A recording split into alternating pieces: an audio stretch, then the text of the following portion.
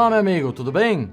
Pastor Wesley aqui da Igreja Batista Nordeste. Obrigado por assistir Uma Palavra Clara e estamos deixando a Bíblia edificar nossa mente, nosso entendimento, não somente da Palavra de Deus, mas o plano de Deus em nosso mundo e para as nossas vidas. E estamos falando sobre o que fazer, sobre a nossa necessidade, o que fazer quando nós encontramos e entendemos a necessidade espiritual de cada um de nós. Nenhum de nós, se somos honestos, vamos ficar de pé dizendo ao Deus todo santo do universo que vê tudo e que conhece cada um dos nossos pensamentos. Nenhum de nós vamos dizer para Ele, eu não peco. Eu não obedeço a tua palavra, a tua lei, a moralidade. Eu sempre faço a coisa certa. Nenhum de nós podemos dizer isso. E o livro de Tiago, na Bíblia, fala que quem é culpado de uma lei, quem quebra uma lei de Deus, é culpado de todos. E Romanos 5,12 diz, porquanto por um homem entrou o pecado no mundo, e pelo pecado a morte, assim a morte passou a todos os homens. Porquanto todos pecaram. Então, depois da decisão de Adão e Eva, de quebrantar aquele mandamento que Deus lhes deu, quando eles desobedeceram e transgrediram o mandamento, eles trouxeram pecado, ou introduziram pecado ao nosso mundo. E a natureza humana foi torcida, foi contaminada, corrompida pelo pecado. E agora a natureza pecaminosa passa a cada ser humano que nasce. E o pecado nos mata. E o pecado nos condena. E a Bíblia deixa bem clara que a condenação sobre o pecado é condenação eterna. A Bíblia fala no livro de Apocalipse sobre a segunda morte. É uma realidade. E às vezes a pessoa, mas como um Deus de amor, como ele poderia mandar pessoas ao inferno para sofrer tempo sem fim? Isso não é amor. Não. Você está fazendo a pergunta errada. Como é que um Deus todo santo e justo, sendo justo em cobrar o pecado contra um Deus eterno, por desobedecer a palavra eterna dele, ele sendo justo de castigar o pecado à medida que for. Como é que ele está disposto a perdoar pecadores que não merecem nada? Como é que um Deus que é tão santo e justo pode ser tão misericordioso, gracioso, amoroso, que ele está até disposto a salvar, resgatar os inimigos dele, os perdoar, os lavar e purificar e até adotar na família dele? Como Deus pode ser tão justo e santo e ao mesmo tempo estender a salvação a pecadores tão rebeldes e vis como nós? É incrível. Mas cada ser humano, somos individuais, né? Somos únicos. E cada pessoa tem uma decisão própria. E o que você vai fazer entendendo a sua necessidade? Qual seria a sua resposta ao entendimento que, por causa do meu pecado, eu mereço condenação e esse Deus quer me perdoar e salvar? Como você vai agir com essa informação que a palavra de Deus nos ensina? Sobre o perigo no qual nossa alma está. Sobre a providência de Deus para nos perdoar e salvar e purificar. E sobre a promessa dele, que quem crê nele não entrará em condenação, mas passou da morte à vida, que temos vida eterna. Qual seria a sua resposta a isso? O que você vai fazer com essa decisão? Lucas, capítulo 15, há uma história, uma parábola que muitos conhecem e já ouviram. Mas eu gostaria de chamar a sua atenção. Algo breve hoje, não vamos tomar muito tempo, mas algo breve. Aqui, chamando sua atenção, a resposta de dois homens, dois filhos de um homem, um pouco mais velho, e a tragédia que um deles não entendeu a realidade. Vemos na parábola do filho pródigo, começando em Lucas 15, versículo 11, Disse um certo homem tinha 2 filhos, e o mais moço deles disse ao pai, Pai, dá-me a parte dos bens que me pertencem. E ele repartiu por eles a fazenda. E poucos dias depois, o filho mais novo, ajuntando tudo, partiu para uma terra longínqua.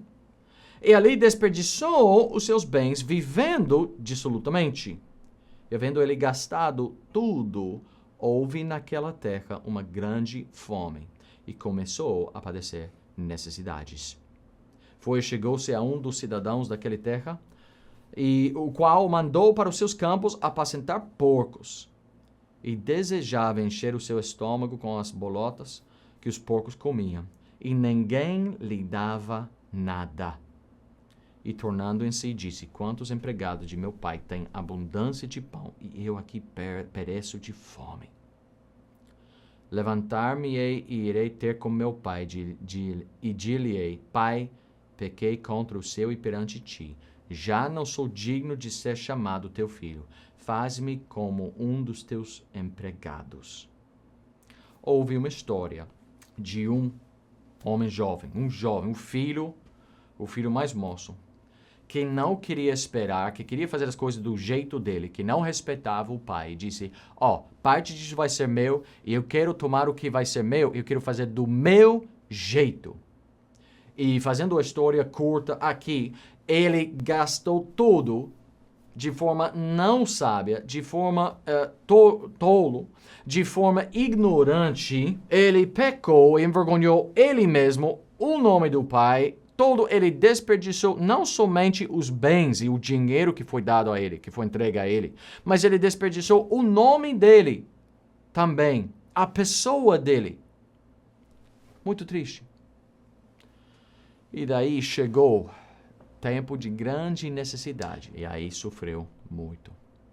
E chegou ao ponto de morrer por fome, e daí disse: o que estou fazendo aqui? E houve um momento de clareza, no qual ele disse: a vida, eu ficando aqui, morrerá.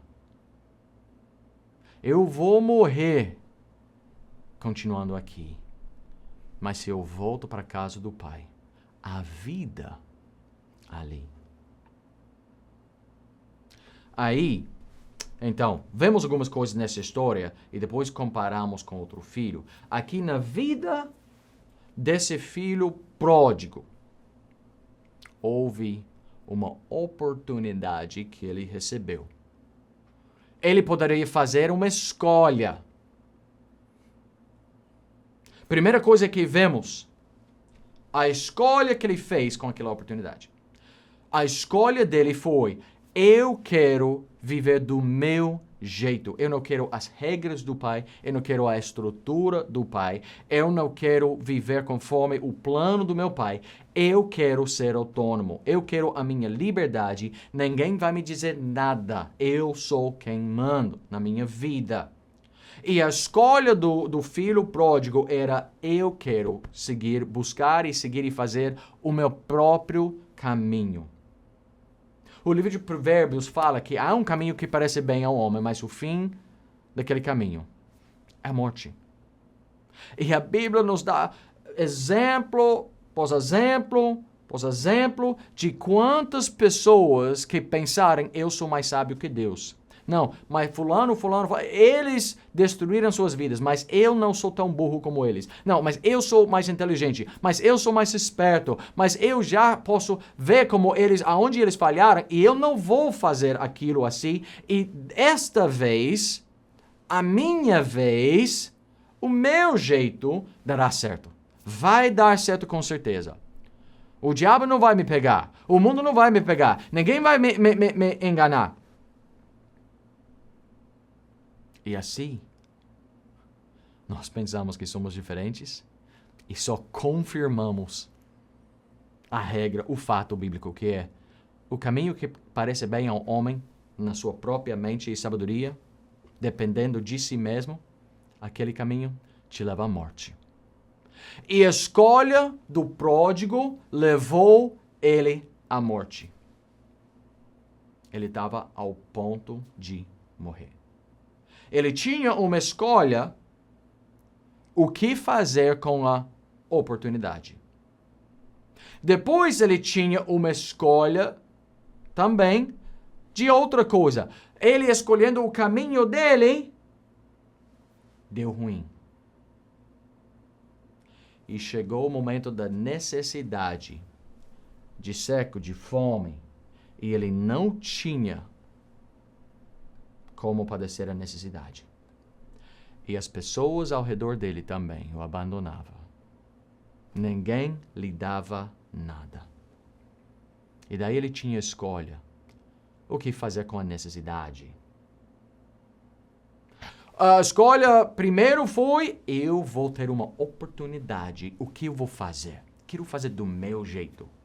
E deu ruim. Agora ele tem uma escolha. Ó filho pródigo. Ó meu amigo. Ó homem inteligente. Ó homem autônomo. Que não queria ninguém te mandar. Agora a necessidade vai te mandar. Você não queria ser obrigado por ninguém. Agora a vida vai te obrigar. Se você quer viver, se você quer sobreviver, se você não quer morrer agora, se você não quer que tudo acabe agora e você entrar na eternidade, o que você vai fazer agora? Agora você está com fome. Agora o dinheiro do pai acabou. Agora a família que antes te sustentava e você prometia, esta vez vai ser diferente. Eu vou parar de beber, eu vou parar de fumar, eu vou parar de usar, eu vou parar de trazer mulheres alheias aqui à casa. Não, agora as coisas vão ser diferentes. E você tem prometido, nunca cumprindo a sua palavra, e você mesmo sabendo na hora, eu vou falar o que eu preciso para eles me dar mais uma oportunidade, para eles me dar mais um dinheiro. Eu, como pastor de uma igreja, nós tentamos ajudar os irmãos da nossa igreja, nós ajudamos famílias, cada semana temos ajuda que emprestamos a pessoas, e olha, eu entendo, há muita necessidade, há pessoas humildes que são vítimas ou das escolhas de pessoa na família, ou de outras pessoas, e é nosso prazer tentar ajudar, mas quase todas as semanas há uma pessoa que entra em contato de, eu só preciso disso, eu só preciso daquilo, e a história é o mesmo, e o valor de dinheiro é o mesmo valor que eles precisam para comprar mais um pouco de droga, ou mais um copo de bebida, e sempre estão de, eu vou tentar, mas chega o momento quando a pessoa diz, não vou te ajudar mais. E na vida do filho pródigo, ele chegava a um ponto que o dinheiro do pai acabou. A ajuda, a companhia, a comunhão com os amigos, agora eles não estão. Agora o emprego não está dando certo, eu fui dispensado, eu fui despedido. Agora o que vou fazer? E chegamos, e acordamos e nos encontramos num ponto, numa realidade de grande necessidade. E a escolha vai ser o quê? Ele, primeiramente, ele tentou cuidar de si mesmo. Eu vou aqui, eu vou achar um emprego, eu vou me esforçar agora. Bom, não posso viver no luxo que eu vivia antes, mas ainda vou dar o meu jeito. E ele tentava salvar a si mesmo. E estava dando ruim ainda. Até ele lembrou. Na casa do pai, eu viveria muito melhor do que neste mundo aqui fora. E se arrependeu e voltou para a casa do pai, confessando o erro. E aí, ele não sabia qual seria. Se ele me deixa, ele não sabia como o pai ia reagir, né? Se ele só me deixa servir como um servo dele, sem nome, sem posição, sem nada, mas mesmo assim eu vou viver. Mas o pai o acolheu. Abraçou, deu beijo, comemorou. Estava tão feliz que o filho dele, que estava morto, agora estava vivo de novo.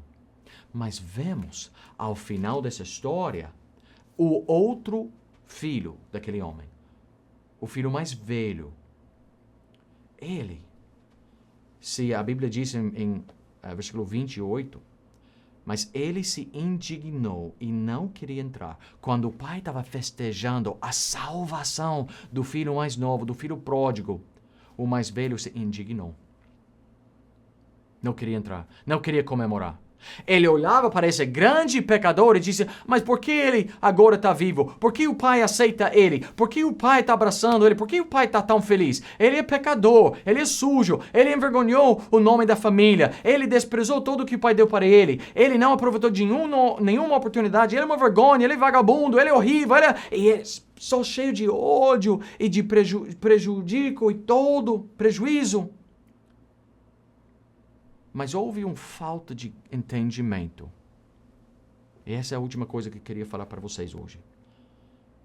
o entendimento do irmão mais velho estava totalmente errado. Ele estava olhando ali dizendo, mas ele não merece isso. Ele não deve ter isso. E por que eu, que sempre fazia a coisa certa, por que você não fez isso para mim e para... Mas o entendimento dele estava errado. O que o filho mais velho fazia sozinho? O que ele fazia? Como ele se sustentava? Aonde ele vivia? O pai tentou falar com ele. Em versículo 31 disse, ele lhe disse, filho, tu sempre estás comigo e todas as minhas coisas são tuas. Sabe uma coisa, a tragédia desse filho mais velho? Ele não entendia a razão porque ele estava vivo, a razão porque a vida dele era estável, a razão porque a vida dele era tranquila. É por causa do que ele tinha recebido do pai. Ele não providenciou nada por si mesmo. Ele não inventou nada. O filho mais velho, ele foi recebedor da graça, do amor, dos bens do pai, da mesma maneira que o filho pródigo tinha recebido. O pai amava os dois. O pai providencia aos dois o que eles tinham. Todo veio do pai. O pai disse, as minhas coisas. O filho mais velho tinha esquecido que ele também era recebedor da graça e do amor do pai. Nada que ele tinha foi ele que criou.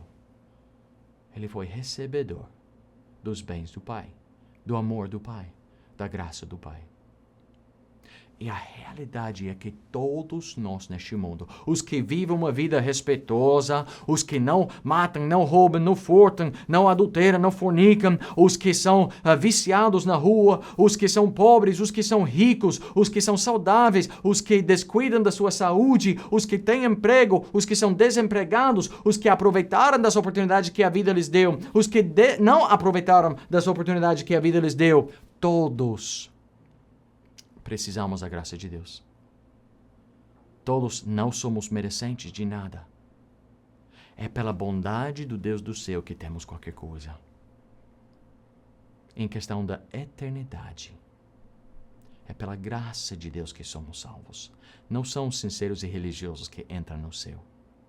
São os que reconheceram a sua necessidade e escolheram voltar para o Pai. Arrepender do mal, arrepender do pecado, reconhecer a necessidade e clamar ao único que pode suprir a necessidade. Meu amigo, você não vai para o céu porque você é como um filho respeitoso. Você não vai para o céu porque você obedece os mandamentos e guarda os mandamentos. Você não vai para o céu porque você nunca fez tão mal como fulano. Todos precisamos da graça e do amor de Deus. E é pela graça que somos salvos. Deus quer nos perdoar e purificar do nosso pecado. Ele quer conceder vida eterna a pecadores que não merecem. Ele quer ressuscitar espiritualmente os que estão mortos em suas ofensas e pecados. E a Bíblia diz que todos precisamos ser salvos. Todos precisamos. Você já reconheceu a sua necessidade?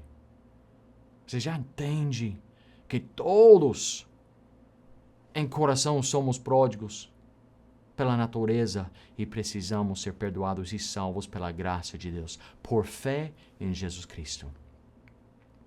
Deus quer te perdoar e salvar. Jesus morreu na cruz, derramou o sangue puro dele para nos resgatar de uma eternidade de condenação. Não é por merecer ou conquistar. É por receber como presente gratuito. Tito 3,5. Não pelas obras de justiça que houvêssemos feitos, mas pela sua misericórdia nos salvou. O que você vai fazer com essa decisão, com essa escolha? Você vai tentar te esforçar, você vai tentar salvar a si mesmo, ou você vai se arrepender e voltar para Deus, para Cristo, e clamar e pedir pelo perdão e salvação? A escolha é sua. Se tiver pergunta ou dúvida, entre em contato conosco, por favor. E seria nosso prazer te mostrar pela Bíblia como você possa ser perdoado, purificado, salvo, adotado na família de Deus para sempre. Deus te abençoe. Até a próxima.